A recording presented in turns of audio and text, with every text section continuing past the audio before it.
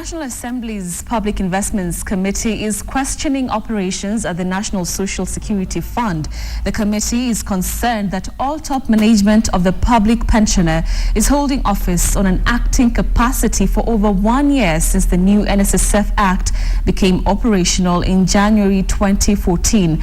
Our reporter Patrick Amimo is following that particular story and will be bringing us the details in a short while. But for now, let's shift gears to Kisumu County, where it's day 2 of the Devolution conference, and Sophia Wanuna, who has been holding fort for us there, joins me live. Sophia, it was an interesting day yesterday, especially with the governors demanding to be allowed to oversee security within the counties to curb terrorism and crime.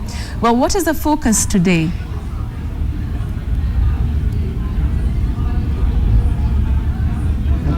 Thank you very much, Betty. As you mentioned, indeed, that is how events unfolded yesterday here at the Tomboya Labour College in Kisumu. It is day 2 today, and there have been a number of sessions already going on. One of the things and the discussions that we saw earlier on was the question of public participation and whether Kenyans at the grassroots level are being involved in the county government, in the decisions there. Are the county authorities engaging them sufficiently? And there was input from across the board. Of course, there are those who feel that could happen a little bit more. There are those who feel it is already taking place, even in as far as budget preparations at that particular level. So that is one of the conversations that has already happened here. Another issue that's actually still ongoing, as perhaps you can see behind me, there is a session that is currently ongoing, 1/3 gender rule, and the question and issue of women. And one of the questions that one of the attendees here was raising is that you have quite a number of women as registered voters, but as we speak, as a country, we do not have an elected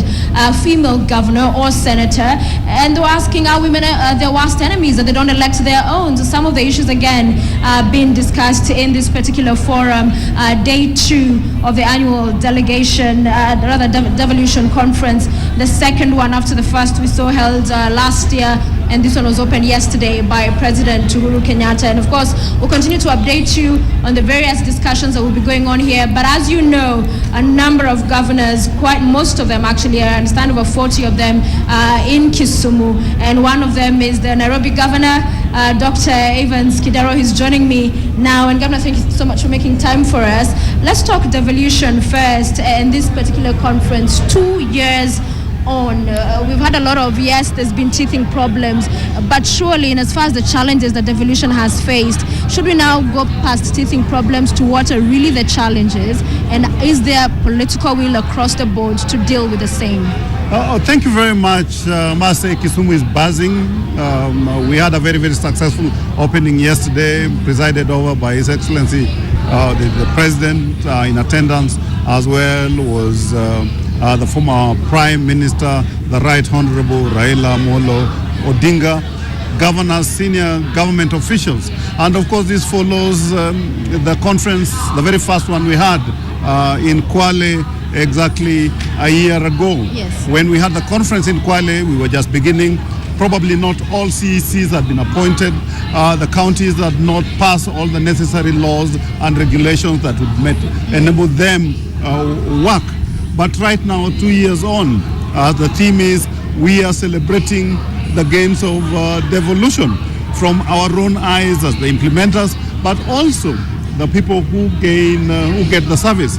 I did do a presentation yesterday as the chairman of the first conference, basically on the 23 resolutions that we passed then and how far we've implemented them. And this covered various areas like intergovernmental relations.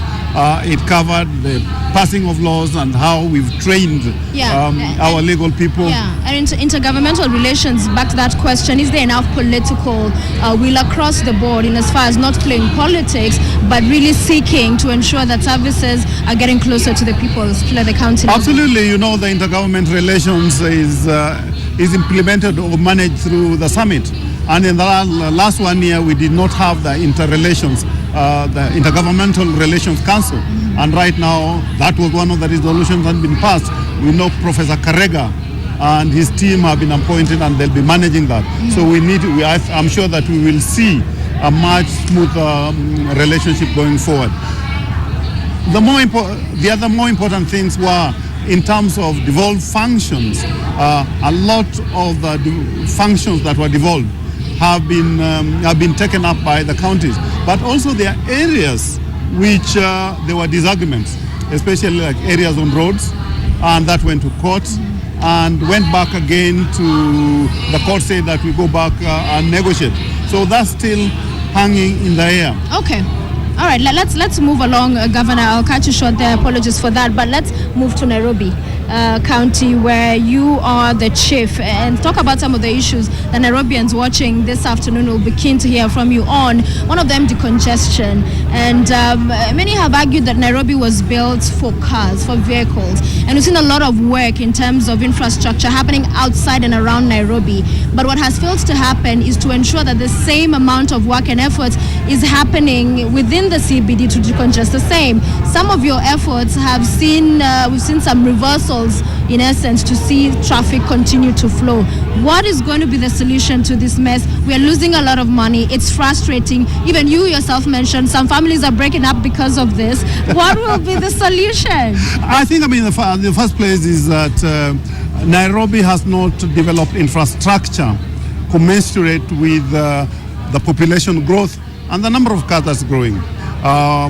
20 years ago, 30 years ago, we had only 1,200 kilometers of roads, and we had only about 40,000 vehicles. Right now we have close to 700,000 vehicles, and we've only developed no more than 600 kilometers of roads. By now we should be having probably 4,000 kilometers of roads. We only have 2,200. So congestion is inevitable because we do register 8,000 vehicles in Nairobi a month, which means 100,000 per year.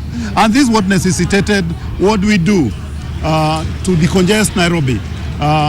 The one, which is long-term, is to develop public transport system. And that's why in the 9 transport corridors that we've developed, this is going to take time, we'll be able to have what we call the BRT, bus rapid transit system, which starts with the Outer Ring Road, Juja Road, Jogo Road, Langata Road, Ngong Road, and of course the Uhuru Highway. The first of such projects is the one we launched a few weeks ago. That is Outer Ring Road, where we will have dedicated lanes for buses, 12-meter buses, and articulated 18-meter buses. But that's going to take time. When you say take time, how long should Kenyans give for this reprieve to be seen? A realistic timeline? But surely, we know we have to build roads. To build a road like Outer Ring Road is going to take 3 years. We started now. It's going to be ready in 2018. So this mess will continue for 2 to 3 years? It will continue. But we are doing, what we are doing now in the short term is to try and get relief. And the first thing we've done is to remove the trailers from passing through the city center. And I'm sure Nairobians, and I've seen my 3 center saying that Jogo Road is good, Mombasa Road is good. Let's talk about Mombasa Road, because I use that quite a bit. At least I can talk from a point of information. And you had to remove those drums that had been put up because it really did not help the solution. And there are those who question and wonder, are these measures you're putting in place in the short term being well thought out, or are they just being dropped? Is it trial and error, or is there thinking through I think this? Quite a lot of research. You cannot build a road, you cannot manage traffic by trial and error. You do time motion studies, you do vehicle counts, you do pedestrian counts, and all that was done. But you will recall that when we placed the drums and limited vehicles to left turns, at the same time we closed the southern bypass, which was quite a bit of a relief in taking the trailers. And now that trailers are going through the southern bypass, there is major relief. We are removing the roundabouts and replacing them with signalized junctions. And studies have shown that rather than the major roundabouts taking 6,000 vehicles per hour, it will go to 10,000 vehicles per hour without the restriction. So roundabouts will go to ease congestion. Bypasses have been built to ease redirect the trucks congestion. there. Yeah. And you can see people in Westlands agree that the closing of the Westland roundabout has actually improved flow in Westlands.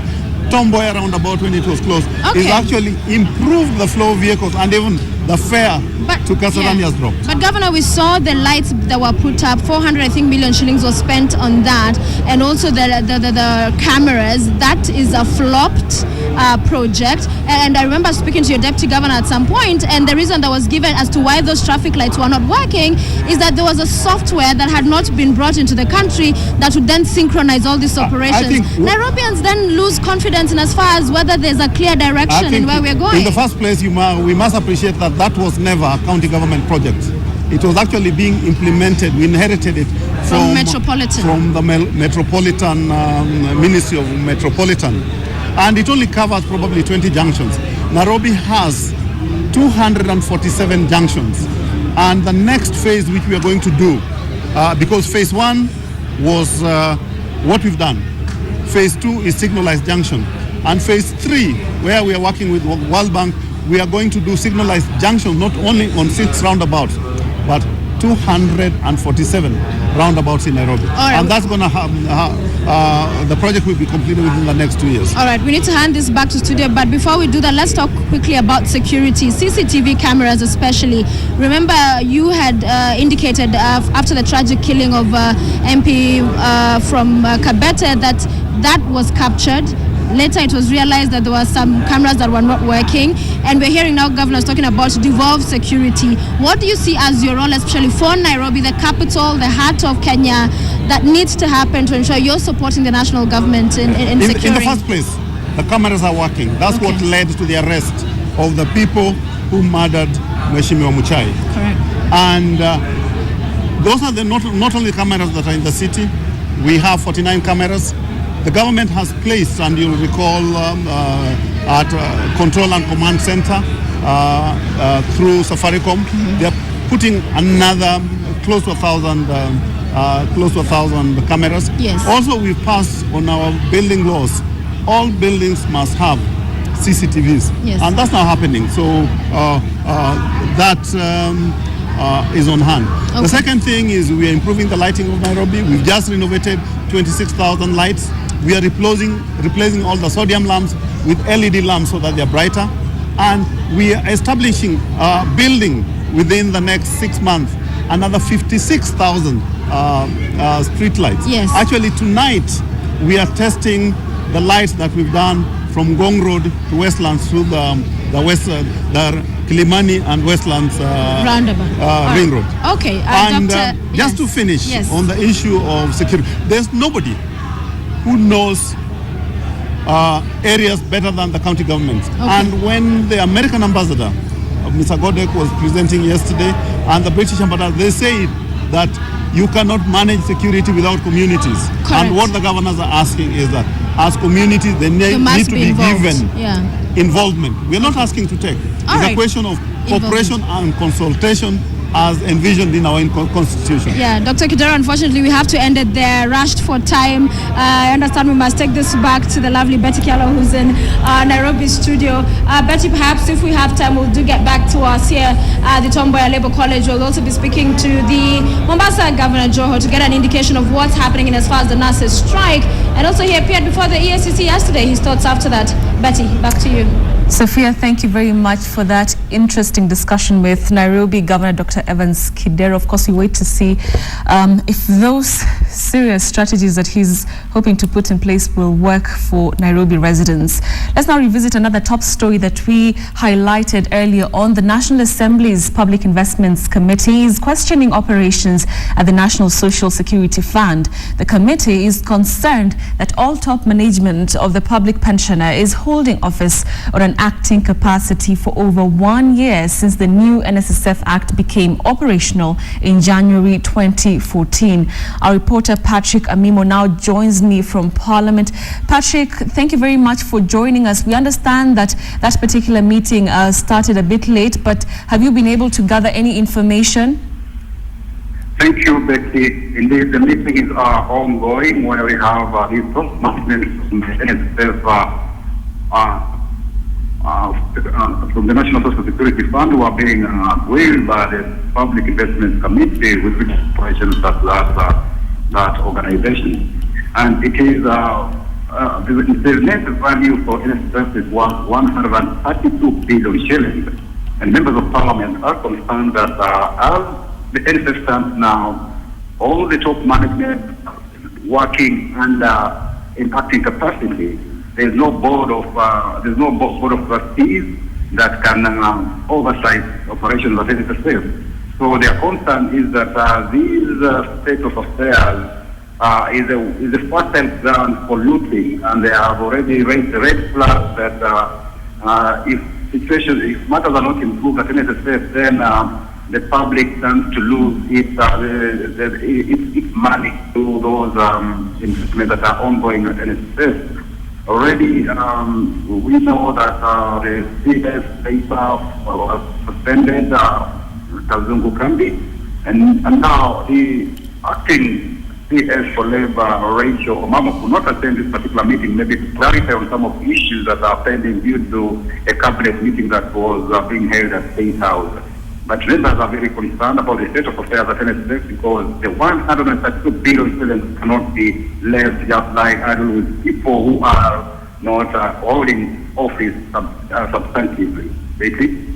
Patrick, maybe finally, is that particular grilling going to take place today and tomorrow, or is it just a one-off day meeting?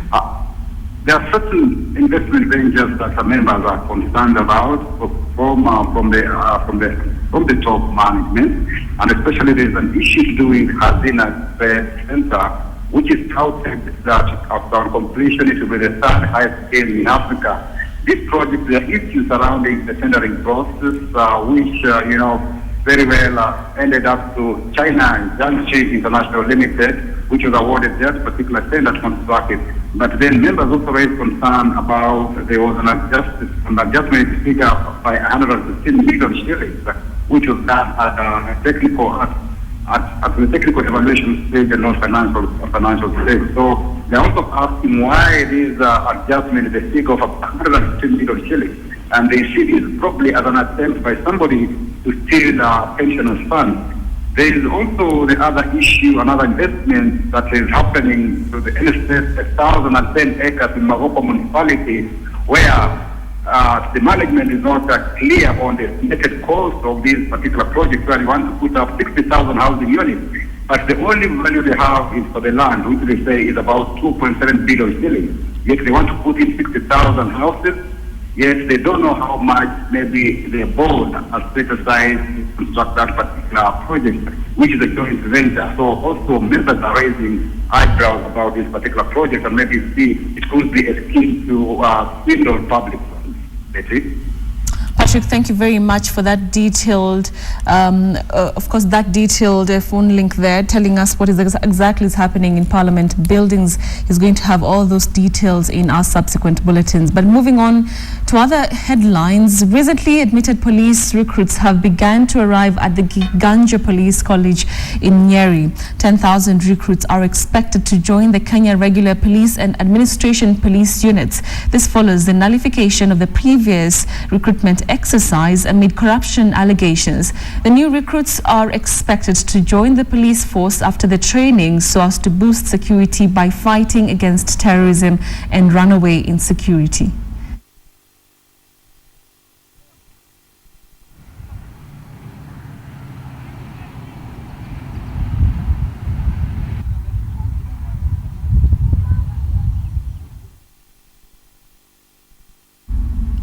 Well, still on matters concerning the police, sources have told KTN that some units in the Kenyan National Police Service have started a go-slow to push for the implementation of the third phase of the 42% salary increment awarded in 2011. Through a social media site, Modern Kenyan Corp, the junior officers have threatened to go on strike if the government does not honor the increment. Patrick Amimo has the details. There is an apparent simmering discontent in the Kenya National Police Service. Officers in the lower ranks want the remaining 42% basic salary increment to be implemented fully. The officers are also demanding the introduction of the 5,000 shillings hardship allowance that was scrapped almost 4 years ago. Through their social media sites, the officers have warned that if the government is not ready to give police better pay, they will resort to industrial action. So serikali imesema itatuongezea 42% in fees. So we got the first phase, second phase, and the third phase hatujui kwenye reported. Hardship allowance, it's only 600. That's amount 20 shillings per day. Our source revealed that some units in the General Service Unit, Administration Police and the Prison Service are already on a go-slow. Kazi watu wanaingia kwa sababu watu wataki kujulikana, but response ndio iko very slow. Watu wanajua kitu inafanyika mahali, but hawezi enda. Wizi inaripotiwa, but response ya askari ni very slow. They wana jam communication. The minimum basic starting salary and allowances for the lowest paid officer of the rank of constable is 21,000 shillings. Full implementation of the 42% increment would have seen the lowest paid officer earn 34,000 shillings per month starting July 2013. Besides pushing for better pay, poor housing is a common feature in most police lines. Low cadre officers sometimes share rooms. They want to do a recruitment of over 20,000 police officers. Now hajaangalia mambo ya housing. So na tunashangaa hawa wakitoka college watakuja kukaa wapi? Ama tutaendelea kufinyana kama vile tunafinyana kwa sasa hivi. A post by police on their social site indicates that there is an ease in the Administration Police Strategic Government Building Unit after 3,000 shillings was inexplicably deducted from their April salary. This is not the first time that section of the police are engaged in a go-slow to push for the salary increment and improvement of hardship allowances. In 2011 and 2012, the officers engaged in a similar exercise. In July 2011, there was discontent in the police and prison service when officers learned they will miss the second phase of a salary increment that had been promised by the late Internal Security Minister Professor George Saitoti. Low and middle cadre officers went into a go-slow with some jamming their communication system. The move paralyzed police operations in Nairobi and Mombasa and caused heavy traffic snarl-ups. Traffic yao ni kama kawaida, but wao sana sana hawataki go-slow. Sababu sana sana wanapata kitio kwa barabara. That's why even corruption is on high of traffic. Police and prison services are part of the discipline service where industrial action is prohibited. The Cabinet Secretary for Interior, Joseph Kaiseri, and the Inspector General of Police, Joseph Boynet, are yet to officially respond to the go-slow and strike threat. Patrick Amimo, KTN. Musicians based in central Kenya congregated at the YMCA Hall in Nyeri County for the Music Copyright Society of Kenya elections. The over 400 musicians are complaining about ineffective collection of dues from entertainment, sports and public service vehicles. They also complain that musicians across the region are not getting their royalties. Simon Karaoke Nderitu alias SK was elected as the director of MCSK Central Kenya after defeating 5 other contestants. The elections are held after every 3 years.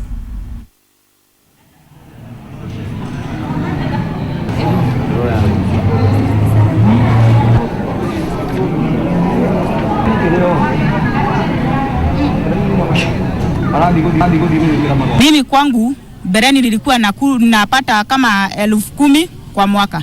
Siku hizi hata hela sipati. Na nikiwapata kwa barabara wanasimamisha magari, wanalipisha. Wanaingia kwa vilabu, wanalipisha. Hiyo pesa yote inaenda wapi? Board ni ya watu 8. Na watu wakiwa 8, mtu mmoja hawezi sababisha waibaji wasipate pesa. Kwa hivyo watu waache kupiga makelele. Tunataka mabadiliko ili muibaji asaidike juu kila na pesa yetu tupate. Juu kunaendanga tunasikia sijui kuna pesa zinashukuriwa huku hatujuagi zimeenda wapi. Tulikuwa tumesikizana tutakuwa tunalipa mara 3 kwa mwaka. Sasa hata hiyo mwaka hatulipi, hizo pesa zetu hatujui zinaenda wapi. Sasa hiyo mabadiliko ndio tunataka kukue na mabadiliko kwa ofisi ya MCSK. Now take a break to pay the bills, but when we get back, Sophia Wanuna and Aaron Ocheng will be speaking to Mombasa Governor Ali Hassan Joho over an array of issues. Stay tuned.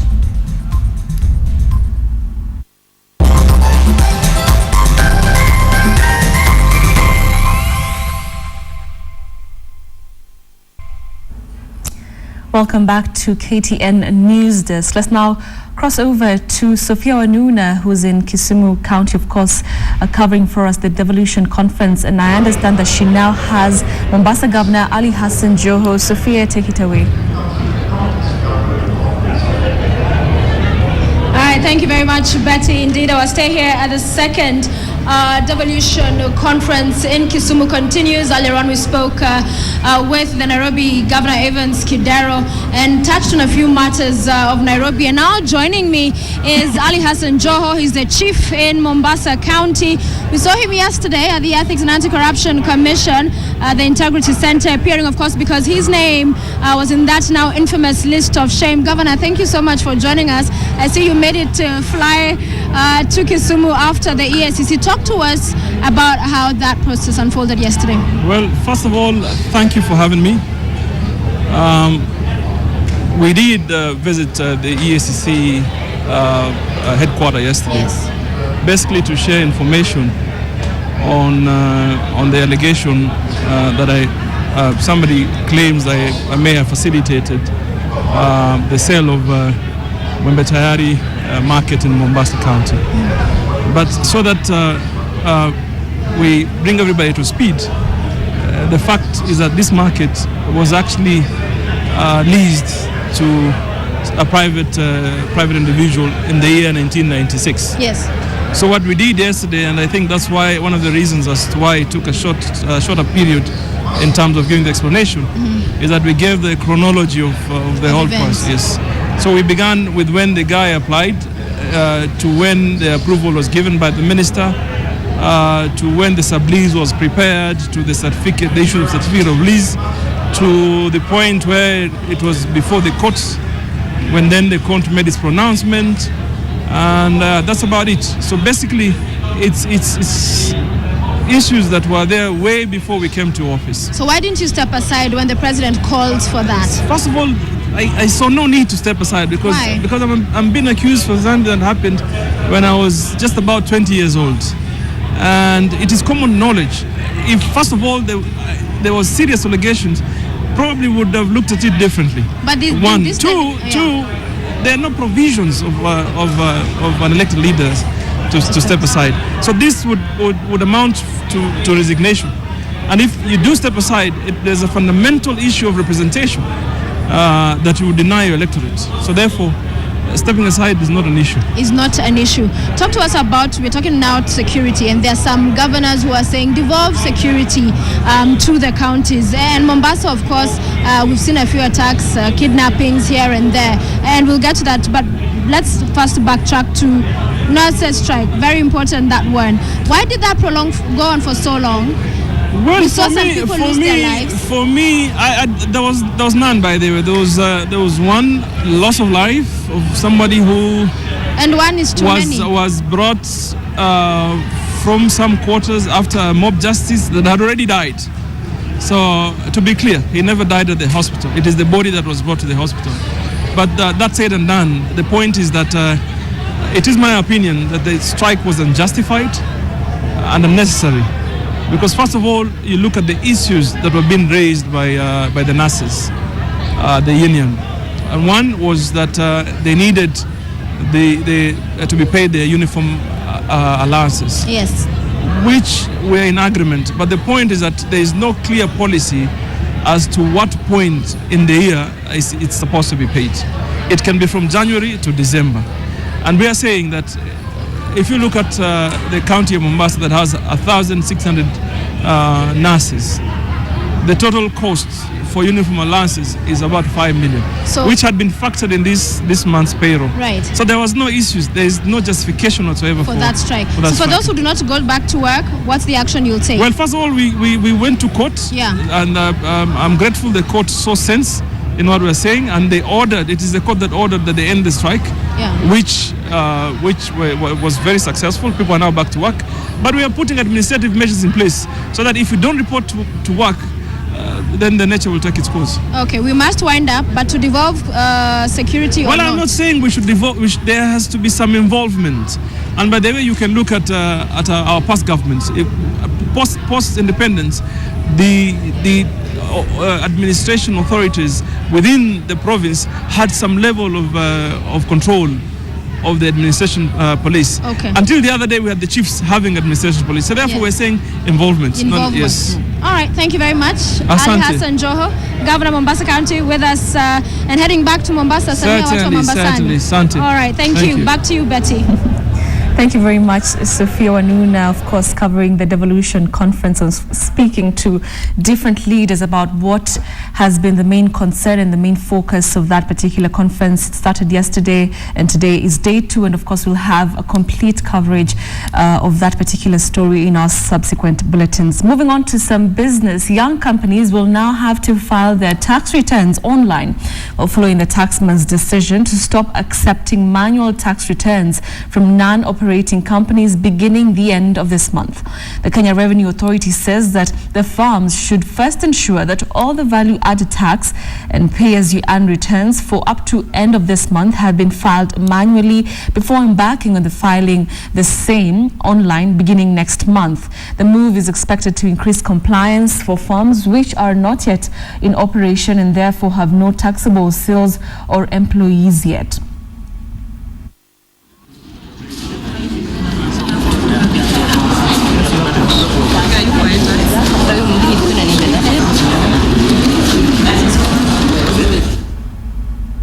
Moving on to some sporting action, the Kenyan team to the World Relays Championships in Bahamas has intensified its training ahead of the sprinting extravaganza that is set to bring together the best sprinters in the world. The team has been in residential training at the Kasarani Stadium. The team that will represent Kenya at the second edition of the World Relays Championships is a mix of experienced sprinters as well as athletes who will be competing in their first international assignment. After a week of residential training camp at the Kasarani Stadium, sprint coach Stephen Mwaneki says the athletes have managed to blend to near perfection ahead of the World Relays. Relays, you have to bond these athletes together so that they can run together, can think together, sleep together, and talk together, and that is what we are trying to achieve. And at least for the last 1 week, you can see the bonding is taking place, and hopefully they will be able to run together.